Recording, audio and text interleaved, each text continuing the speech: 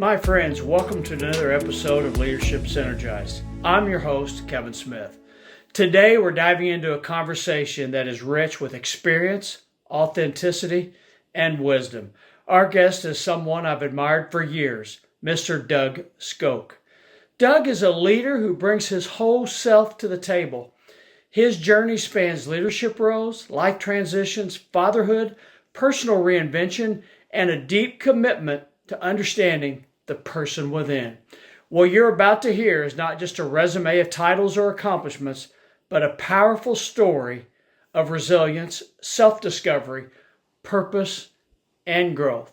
In this and the coming episodes, Doug shares openly about the challenges that shaped him, the internal work that transformed him, the lessons he learned from raising two adopted sons, and how he ultimately stepped boldly into entrepreneurship. His vulnerability, humility, and courage offer golden nuggets for leaders at every stage of life. So settle in, lean forward, and get ready for a meaningful conversation that will challenge your thinking and inspire your heart. Doug, my friend, thank you for being with us, and welcome to Leadership Synergized. There's so much with what you're saying that is truth in that aspect. And, we're talking about your industry that you just launched in January of 2025, your new recruiting business, executive recruiting search firm.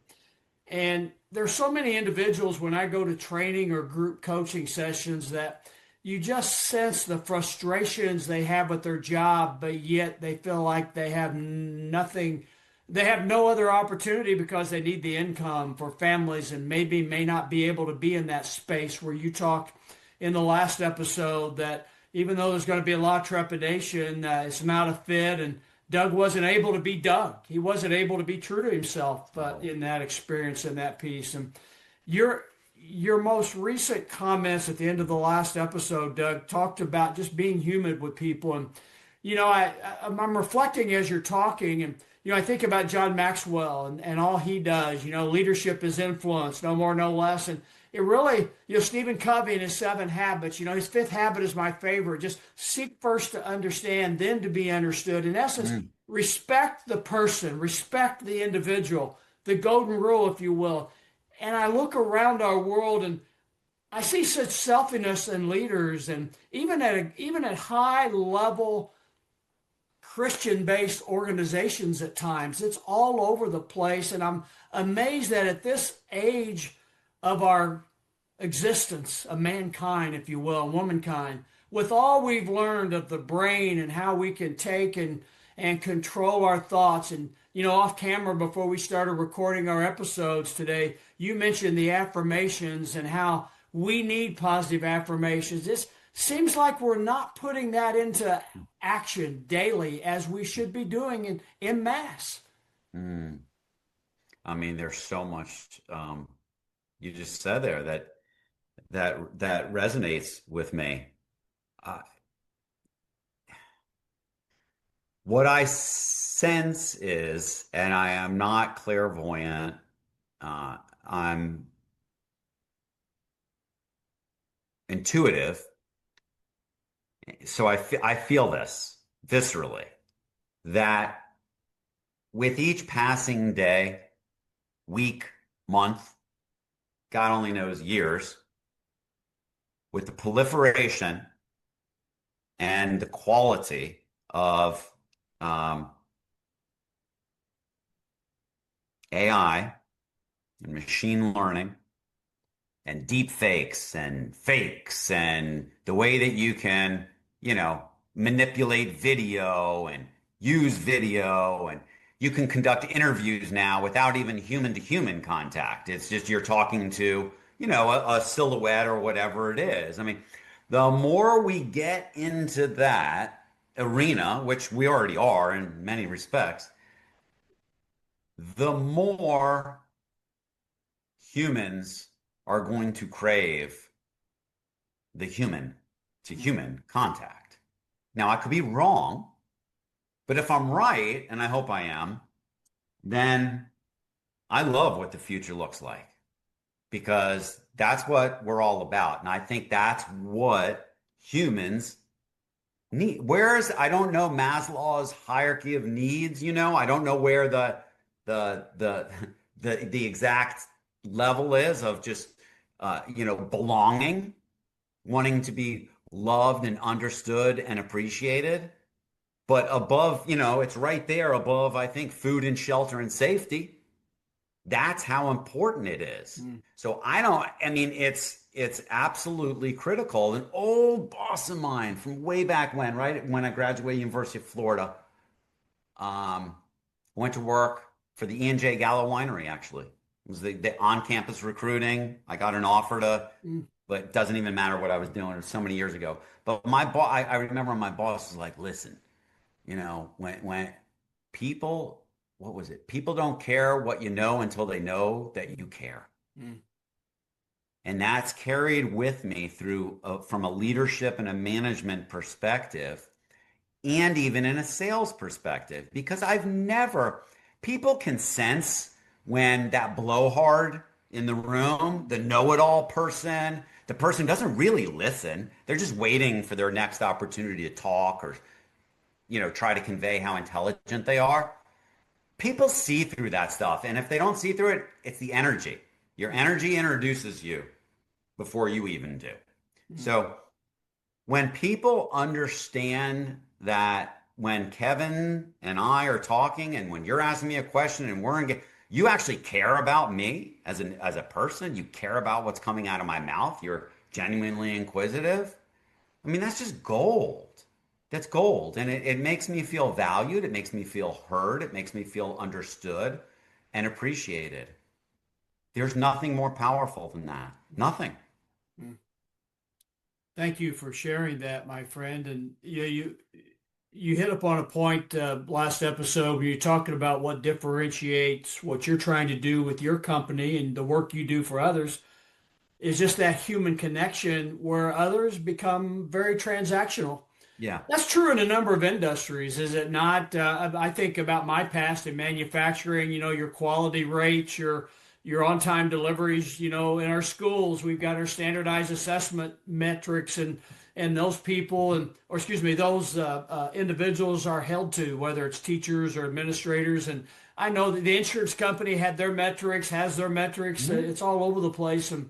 And so much of how companies make their decisions. And don't get me wrong, thinking back to the 1980s and the 90s, Demings went to Japan and did what he Mm. did to turn their systems around and then came Yeah. back to America. And I think we certainly needed a focus at a window of time to utilize data. But I often just sit back and think to myself, Doug, that have we went from data driven to data consumed? Have we not went too far to the right to where our decisions now forget about the heart? They forget about the face on the screen or the face across the table from us.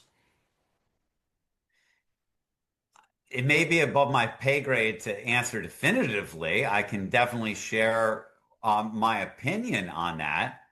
Uh, I definitely think so. And what's interesting about this is I have a KPI now that I'm my own boss, right? I could put myself on a PIP, a performance improvement plan. I could, I guess fire myself. Yeah, but nobody else is. Nobody else is. So when I sit down with myself and we look at KPIs, right? There's a KPI that I use that I'm laughing about because I can't even tell you. It's not describable. And it's one that I know I've leaned into over the last maybe a little less than a decade, but have not been able uh, to explain to my manager, leader, whoever it was, in our quarterly meetings or business reviews or whatever, right? How do you put a KPI on feels? You Mm. don't. Why are you going to that networking event, Doug? It's an energetic pull. Mm. Sorry, boss. Like, I kind of know that I need to be there because I'm not making this up, Kevin. Like, maybe it's just a me thing, but so KPIs, they're good. I think you can't manage what you don't measure to a great extent. I get that, But when it's all data driven, and I had a nasty experience when I was summarily fired after 17 years in one industry of blood, sweat, and tears, when it was flipped over to private equity. And then I was kept on for the balance of about 6 months with three other senior leaders to do nothing more than execute KPIs, which is essentially riff half the company and people that I work with that I considered family. So Mm. it's a trigger for me when we lean too hard into what the data says and don't take the time and effort to understand what the human says, what the employee says. Mm. It's dangerous. I love that. That similar experience, Doug, actually, after 20 plus years in an industry, losing a job, a little bit different from this perspective. The data all said the work we were doing as a team was going the direction the board of directors and the executives wanted it to go. So just kind of an interesting dichotomy in that particular aspect. But I kind of want to shift a little bit from where we are uh, uh, in discussion point. You've used the word energetic and energy a few times during our time together, my friend. And I just want to get your input and insight from your life experiences. When I look back over a 40 plus year career in multiple segments, manufacturing, education, coaching, entrepreneurship, small business, I think one of the key aspects that I have found is leaders who are successful are very talented at bringing energy. Now, I'm not talking about energy for the sake of energy and movement, but they're Yeah. talented with knowing when to bring energy and to the level to bring energy within their team, within their organization. Share a bit about the experiences that you've had and the value of energy in success of leaders within organizations you've been a part of. Energy is I didn't understand just how significant energy is until I really started going down this self-discovery, self-actualization journey. So we'll go back maybe self-awareness, 10 years, 12 years, something like that. Brene Brown had this uh, brilliant quote or speech or talk that your energy is the currency of your life, right? And each day you get to choose how you spend that. And that put it in perspective to me, which is the importance. How important is energy? So when I became a certified, I call it Gallup Clifton Strengths coach, I know you're familiar with it. Mhm. My mentor, Kelly, and coach for a period of time, used to reinforce the practical application of Strengths Finder around energy. Mm. So you think about what are my top five: achiever, maximizer, responsibility, learner, and intellection. So when I look at those and how they show up in my life, those are things, and this would apply to you or whoever, that's done this assessment, and they're looking at this report of their top 5 or 10 strengths, and they're like, okay, what does this really mean? Well, what it means is what energizes you and what depletes you of energy, what comes naturally to you and what drains you of energy. So when I look at my top 5, that's what shows up in my life because that's how I'm hardwired. And that's when I'm in the mode of learning, because that's my number 4, about something that is valuable to me. I'm in. I'm leaning in. I'm all energized. Time doesn't matter.